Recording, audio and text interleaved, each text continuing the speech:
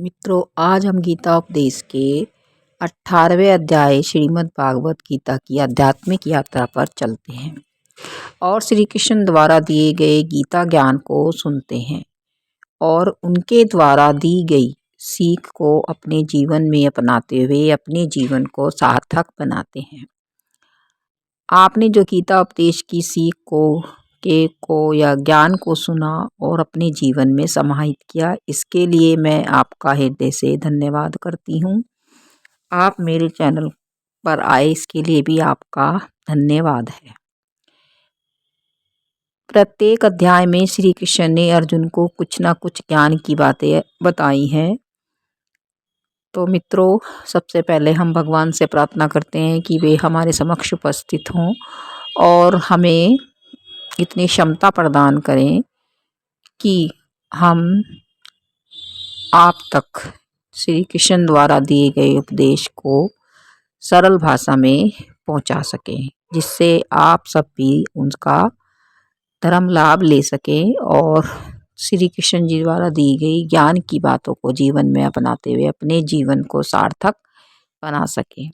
तो मित्रों, आज हम आपका अपने चैनल पवित्र कथा संग्रह में स्वागत करती हूँ और मैं आशा करती हूँ कि आज भी आप इस अंतिम अध्याय को ध्यान पूर्वक सुनेंगे और इसमें श्री कृष्ण जी द्वारा बताई गई ज्ञान की बातों को अपनाते हुए अपने जीवन को सार्थक बनाएंगे। और आशा करती हूँ कि आप ये सब जो भी श्रृंखला है इसको आप दूसरों तक भी शेयर करेंगे। गीता उपदेश की श्रृंखला को दूसरों तक भी शेयर करेंगे, जिससे कि दूसरे भक्त भी, दूसरे लोग भी आध्यात्मिक ज्ञान को अपने जीवन में अपना सकें और अपने जीवन की जो भी विकार हैं उसको दूर कर सकें, अपने शरीर के विकार को दूर कर सकें और धर्म लाभ ले सकें। आइए मित्रों, चलते हैं 18वें अध्याय की ओर, श्रीमद् भागवत गीता का 18वां अध्याय की ओर, जिसमें गीता उपदेश के सभी जो सार है वो इसमें समाहित है, जिसमें संपूर्ण गीता का सार इसमें समाहित है। तो चलिए आज हम 18वें अध्याय को सुनेंगे। तो वीडियो को लास्ट तक जरूर देखिएगा, यानी कि ज्ञान की बात है जो श्री कृष्ण जी द्वारा दिया गया उपदेश है उसे लास्ट तक जरूर सुनिएगा। अर्जुन ने पूछा, हे केशव, मैं संन्यास एवं त्याग का तत्व पृथक पृथक जानने की इच्छा करता हूँ कि संन्यास क्या है और त्याग क्या है। श्री कृष्ण बोले, हे पार्थ, कामना वाले कर्मों के त्याग को ज्ञानी लोग संन्यास मानते हैं और अज्ञानी पुरुष फल के त्याग को त्याग कहते हैं। कोई पंडित कर्म को दोष युक्त जानकर त्यागना ठीक कहते हैं, जो कर्म दोष युक्त है उसे त्यागना ठीक कहते हैं, और कोई यज्ञ, दान, तप आदि कर्मों को छोड़ने योग्य बताते हैं। त्याग के विषय में मेरा ऐसा मत है कि त्याग 3 प्रकार के होते हैं। यज्ञ, दान, तप आदि कर्मों को नहीं त्यागना चाहिए, क्योंकि ये तीनों ज्ञानियों को भी पवित्र करते हैं। हे अर्जुन, अपना नियमित कर्म अवश्य ही करने योग्य है। फल तथा आसक्ति को त्याग कर जो कर्म किया जाता है वह सात्विक कर्म कहलाता है। जो दुखदायक कर्म से द्वेष नहीं करता तथा सुखदायक कर्म से प्रीति नहीं करता वह त्यागी, सत्यशील, बुद्धिमान तथा मुक्ति के योग्य है। अनिष्ट, इष्ट एवं मित्र, ये 3 प्रकार के कर्म फल हैं। संपूर्ण कर्मों की सिद्धि के लिए 5 कारण सांख्य शास्त्र में कहे गए हैं, उनको सुनो। शरीर कर्ता, साधन यानी कि इंद्रिय, पृथक पृथक चेष्टाएं और देव शरीर, वाणी एवं मन से जो भला बुरा कार्य किया जाता है, इसके ये 5 कारण हैं। ऐसा होने पर जो केवल आत्मा को ही करता जानता है वह दुर्मति कुछ भी नहीं जानता। जिसको यह अहंकार नहीं कि मैं करता हूँ और जिसकी बुद्धि कर्मों में लिप्त नहीं है, वह मनुष्य प्राणियों को मारकर भी उनको नहीं मारता। ज्ञान, ज्ञेय और ज्ञाता, ये तीन ही कर्मों के प्रेरक हैं। तीन कर्म के साधन हैं, कारण, कर्म और कर्ता। इनको भी सुनो। जो भिन्न भिन्न प्राणियों में एक अविनाशी अविभक्त सत्ता को देखता है वह ज्ञान सात्विक कहलाता है। जिस ज्ञान से प्राणियों में नाना प्रकार की सत्ताएं दिखाई देती हैं उसको राजस ज्ञान जानना चाहिए। ऐसा ज्ञान जिसके बिना कारण और सत्वार्थ के जाने एक ही कार्य में लगा रहे। जो कर्म परिणाम, धन का खर्च, दूसरे की पीड़ा और अपना पुरुषार्थ न जानकर मोहवश किया जाता है वह तामस कर्म कहलाता है।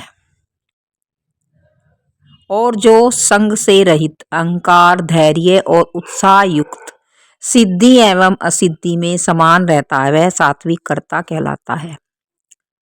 गुण की तरह बुद्धि और कर्म के भी तीन भेद होते हैं।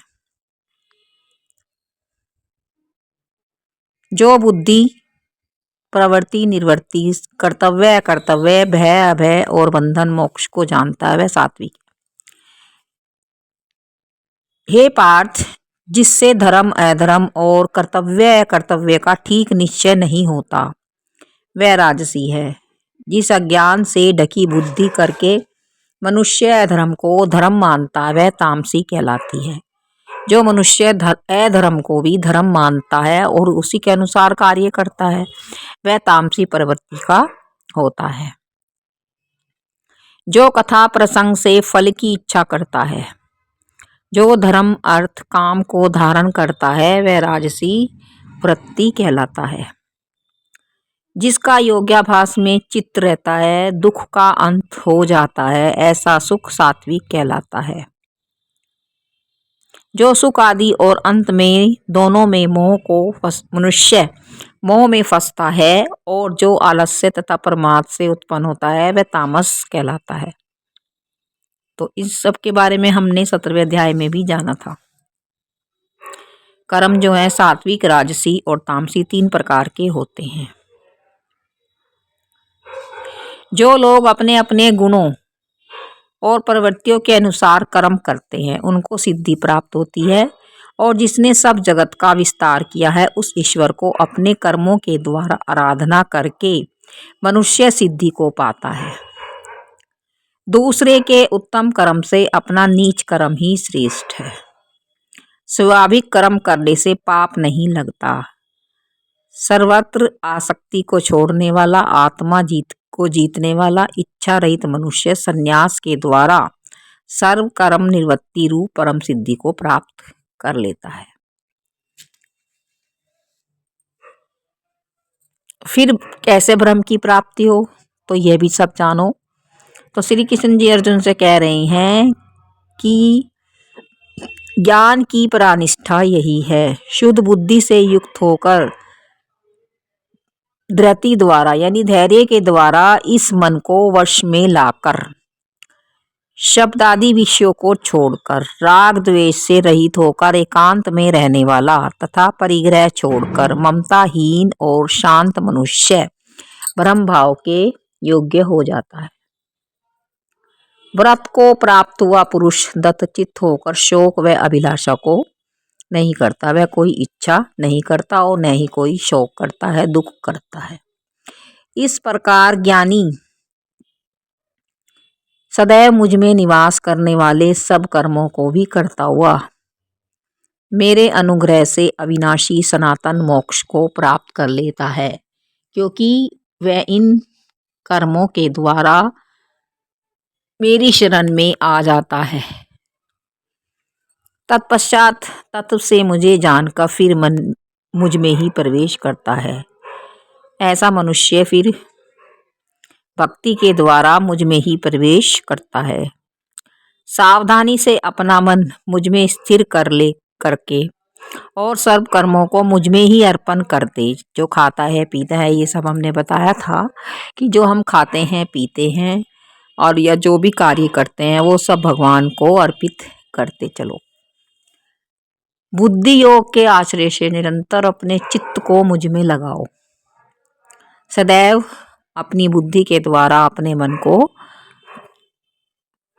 अपने चित्त को मुझ में लगाओ। मेरे में चित्त लगाकर मेरी कृपा से दुर्गम कष्टों से तर जाओगे। यदि अहंकार से मेरी बात सुनोगे तो नष्ट हो जाओगे। यदि अहंकार का आश्रय लेकर युद्ध नहीं करूँगा ऐसा मानते हो तो यह तुम्हारा निश्चय झूठा है, व्यर्थ है, क्योंकि स्वभाव तुम्हें युद्ध कराएगा। तुम्हें युद्ध तो निश्चित रूप से करना ही पड़ेगा। हे कौन्ते, जिस कर्म को तू अब मोह से नहीं करना चाहता, मोह में पड़कर जिस कर्म को तू नहीं करना चाहता कि मेरे सामने सभी मेरे अपने प्रियजन हैं, तो ऐसा मोह तुझमें उत्पन्न हो रहा है और इसी मोह से तू ये सब युद्ध की इच्छा को त्याग कर रहा है। तो भी उस अपने स्वाभाविक कर्म से बंधा हुआ बेवश होकर तो युद्ध। कृष्ण अर्जुन से कह रहे हैं कि ये सभी जो मनुष्य हैं ये सब यंत्र पर चढ़े हुए हैं। हे भारत, सब भावों में उसकी कृपा से परम शांति एवं मुक्ति को प्राप्त हो जाओगे। यह गूढ़ ज्ञान की बात मैंने तुमसे बताई है। अब इससे भी गूढ़ वचन को सुन। तू मेरा परम मित्र है, इससे मैं तेरे हित की ही कहूँगा। मेरे में मन लगाओ, मेरी ही भक्त हो जाओ और मेरा ही यज्ञ करो और मेरा ही नाम जपो। सब धर्मों को छोड़कर मेरी शरण में आओ, मैं तुम्हें सब पापों से छुड़ा दूंगा। यह मेरा रहस्य ऐसे पुरुष से नहीं कहना चाहिए जो तप न करता हो, मेरा भक्त नहीं हो, और कभी भी ऐसे पुरुष से, ऐसे मनुष्य से मेरी यह बातें नहीं कहनी चाहिए। जो इस परम गुप्त ज्ञान को मेरे भक्त में प्रकट करेगा वह मेरी भक्ति को पाकर अंत में निश्चित रूप से मुझ में लीन हो जाएगा। यह संवाद जो भी कोई पढ़ेगा या सुनेगा उसे मैं समझूंगा कि उसने ज्ञान यज्ञ से मेरी पूजा की है। जो श्रद्धावान पुरुष दोष ढूंढे बिना इसको सुनेगा, इसमें दोष निकाले बिना इसको सुनेगा, वह भी मुक्त होकर पुण्य आत्माओं को मिलने वाले शुभ लोकों को प्राप्त हो जाएगा। हे पार्थ, तुमने कागज से मेरे कहे हुए उपदेश को सुना या नहीं? तुम्हारा ज्ञान से उत्पन्न हुआ मोह नष्ट हुआ या नहीं? अर्जुन ने कहा, हे भगवान, आपकी कृपा से मेरा मोह नष्ट हो गया है। अब मैं ऐसा ही करूंगा जैसा आप चाहते हैं। संजय बोला, हे धृतराष्ट्र, मैंने महात्मा वसुदेव और अर्जुन को ज्ञान देने वाला अद्भुत संवाद तुम्हें सुनाया है। व्यास जी की कृपा से साक्षात योगेश्वर श्री कृष्ण जी के मुख से इस परम गुह्य संवाद को मैंने सुना है। हे राजन, श्री कृष्ण और अर्जुन के इस अद्भुत पुण्यदायक संवाद को